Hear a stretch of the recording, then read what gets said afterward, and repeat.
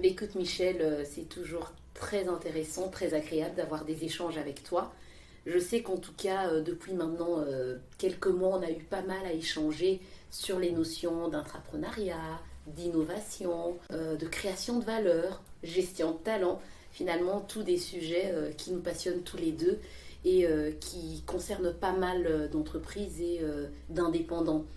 Alors, le monde bouge, c'est pas un scoop. On a vu comment les choses se sont réinventées en quelques mois et on réalise que pour aller plus loin, les entreprises ont besoin de pouvoir entreprendre. Mais qui dit entreprendre dit capter de l'information, dit finalement arriver à récolter le maximum qu'on peut au fait avoir comme données autour de nous, au sein même de nos entreprises. Alors, je lisais récemment un article où je voyais, il était marqué que l'écoute était une des premières étapes de l'intrapreneuriat. Alors, comme je sais qu'on devait se croiser aujourd'hui, je me suis dit, je vais te demander, Michel, que penses-tu de l'écoute? En quoi l'écoute peut-elle être bénéfique pour les entreprises, finalement, pour les institutions? Mhm. Tu as raison, l'écoute est la toute première étape dans l'intrapreneuriat et dans l'innovation. Et d'abord un constat. On a observé que les managers, en fait, ne captent que 10 à 15% de ce qui se passe dans Oh, leurs équipes sur le terrain. ok, C'est relativement peu. c'est très peu. Pourquoi? Ils sont tout simplement trop occupés à leur tâche. D'accord. Et ça peut être du reporting, ça peut être la résolution de problèmes. Ah oui. Et donc, ils ne voient pas réellement tout ce qui s'y passe.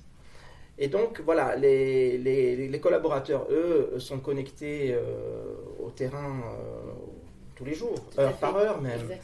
Et c'est pourquoi les responsables, les managers gagnent vraiment à écouter activement, Ouais. plus qu'avant, et donc à saisir toutes les opportunités et aussi à percevoir tous les risques Oui, très important. qui sont là au jour le jour. Écoute, c'est à moi de saisir une pépite dans ce que tu as dit. Tu parles de écouter activement. Alors, je pense que ça peut être intéressant quand même de pouvoir bien poser la différence, de nouveau selon toi, entre entendre, écouter et écouter activement. Ah oui, effectivement, ce sont trois choses très différentes. Quand j'entends, je ne perçois pas forcément le sens de ce que tu me dis. Ok, Quand j'écoute, je comprends ton message. c'est Ça veut mieux. dire que je fais un effort pour savoir ce que tu veux Mm. ou ce que tu exprimes. Ok, Quand j'écoute activement, je vais plus loin.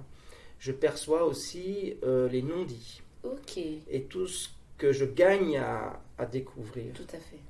Par exemple, je peux écouter ton intonation, je peux observer ton body language, je peux te poser des questions pour creuser davantage. Ça, c'est l'écoute active.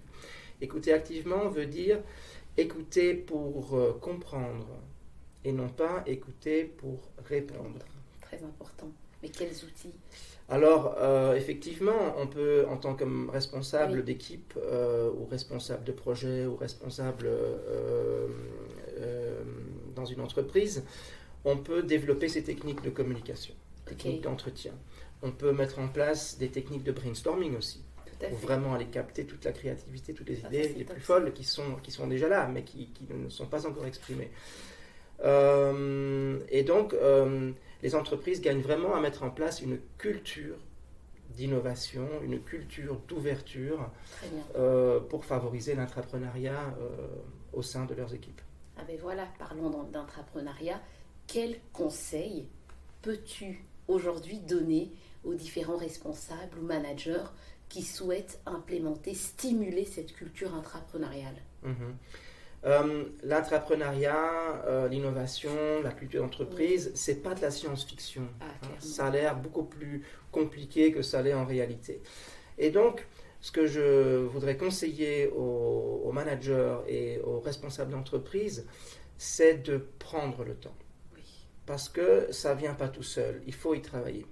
Et donc, il faut prendre le temps, il faut planifier ce temps. Ouais. Ensuite, évidemment, il faut aussi mettre en place tout le fonctionnement nécessaire à la mise en place d'une culture qui fonctionne. Et il faut tout simplement s'entraîner comme le font les sportifs de haut niveau. Clairement, clairement.